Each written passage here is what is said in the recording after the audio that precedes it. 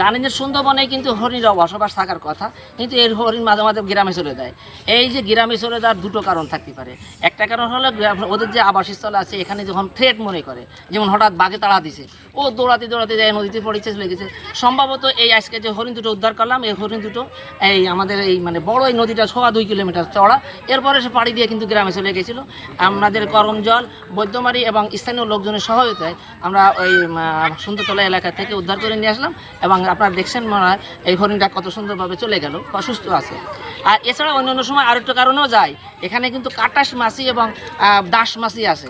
এরা যখন আক্রমণ করে তখন অত্যাচার ওরা অনেক সময় চলে যায়। তবে এই মুহূর্তের জন্য তেমন কিছু নাই। এই যে হরিণ দুটো গেছে, দুটোর সম্ভবত মানে আমার 100% ধারণা যে এই বাঘের তাড়া খেয়ে ওরা ওই পর চলে গেছে। তো আমরা এলাকার লোকজন অনেক সচেতন হয়ে গেছে। এক সময় দেখা যেত এইসব হরিণগুলো কেউ কেউ লুকায় রাখার জন্য চেষ্টা করতো, কিন্তু এখন অনেক সচেতন এলাকার সবাই মোটামুটি চেষ্টা করে এবং সেইভাবে উদ্ধার করে আনে আমাদের এখানে অবমুক্ত করা হয়েছে। আমরা চেষ্টা করি যে বন্যপ্রাণী যার যার অবস্থানে এবং যার যার এলাকায় সেই অবস্থান করে থাকুক। আমরা আপনাদের সবাই সহযোগিতা চাই এবং বন্যপ্রাণী থাকলেই ভবিষ্যৎ প্রজন্মে কিছু টিকে থাকতে পারবে। না হলে একসময় দেখা যাবে করোনার মতো ভাইরাস বা অন্যান্য বড় কিছু রোগবালাই পৃথিবীতে আসবে, যা দিয়ে মানুষ ঠেকাতে পারবে না।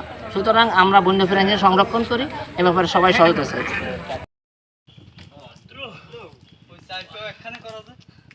ভদ্র যদি দেখা দিতাম যদি জ্বর না হতো। না না না না না না না না না, একই জায়গায় আমরা চলে যাই। বাবু কাটা কাটা কাটা কাটা কাটা ঢুকি যাও।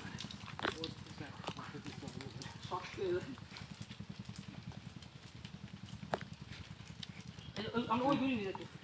আমার গ্রাম বুঝতে সহ্য করতে চার করে নাই বুঝলেন দেখেন দেখেন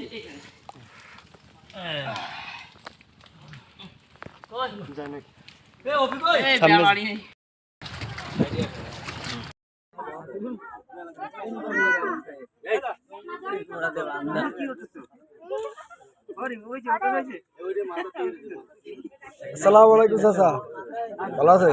আরো ভালো আছে। ভাই ও দুবার ও জয়পুর